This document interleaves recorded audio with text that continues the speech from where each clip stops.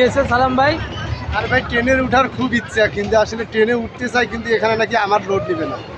এই 52 KG 54 KG ওজনের load যদি আমার এই ট্রেন নিতে না পারে, তাহলে সরকার কি জন্য এই লোড ট্রেন বানাইলো? আপনি নীলসাগরে ওঠেন, চিলাহাটি এক্সপ্রেসে ওঠেন। পিছনে নাকি চিলাহাটি এক্সপ্রেস আছে, কিন্তু হ্যাঁ। এখানে আসি দেখি যে এটা তো রংপুর রংধনু। আপনাদের দুনিয়া এখানে কি গাজন কম হবে? তাপমাত্রা নিয়ন্ত্রণ না হলে হুট করে সবাই মিলে বেড়াতে যাই, আর বেড়াতে যেই সেখান থেকে পার্কে যাওয়া। জুয়েল ভাইদের বাড়িতে আমাদের দাওয়াত ছিল, ভাইয়াদের বাড়ির কাছে এই পার্কটা। সবাই বলল যে আসছেন যখন একবার ঘুরে যান। তো সবাই মিলে পার্কে আসলাম, এসে ভালোই লাগলো। ফার্স্টে ব্রিজটা আমার কাছে অনেক ভালো লেগেছে। এরপরে কিছু মাটির মূর্তি বানানো ছিল, মানে পশু পাখি আর কি। বাবুকে হরিণের উপর উঠাই দিছিলাম, বাবু তো অনেক খুশি এগুলা দেখে। ও ভাবছে এগুলো হয়তো সত্যি সত্যি উঠতে পারছে, এগুলার পিঠে উঠে অনেক খুশি। এরপরে এই রাস্তাটা আমার কাছে অনেক ভালো লেগেছে। এখানে আমরা অনেকগুলা ভিডিওর ক্লিপ নিয়েছি, কিন্তু এই রাস্তাটা থেকে মানুষ যেন সরছেই না। সবাই আসলে ওই রাস্তাটাতে দাঁড়ায় ছবি উঠছে, না হয় ভিডিও করছে। এরপরে আমরা আশপাশটাতে একটু হাঁটছিলাম।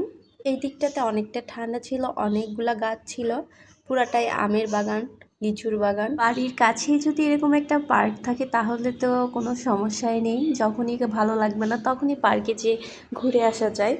তো নীলফামারীতেও এরকম আছে পার্ক, খুব একটা যাওয়া হয় না। তো এই মিকি মাউসটা কিন্তু অনেক ভালো লেগেছে, বাবু এটা দেখে অনেক এক্সাইটেড ছিল, ও খুবই লাফাচ্ছিল এটাতে ওঠার জন্য, কিন্তু ওকে তো একা বসায় দিলে পড়ে যাবে। বললাম যে গার্জিয়ান সহ উঠা যাবে কিনা, বললো যে না, শুধু বাচ্চারাই উঠতে পারবে। তো এরপরে আর সেটাতে উঠা হলো না, আর এগুলো তো এখনও চালু করে নাই, সেগুলোতে উঠি নাই।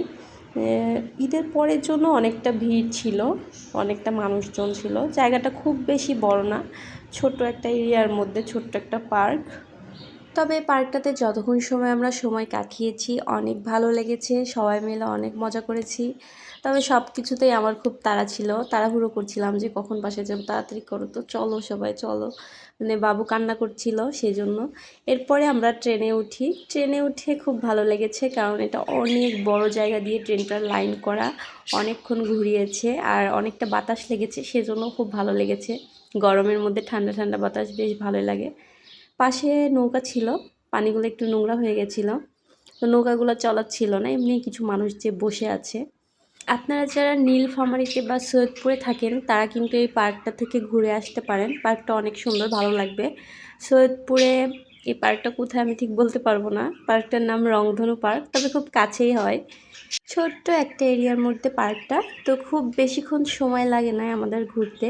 আর আমাদের সেই সময়ও ছিল না যে বসে থাকবো, বসে বসে অনেকক্ষণ বসে বসে গল্প করব, তাই তাড়াতাড়ি করে আমরা বাসায় চলে যাই।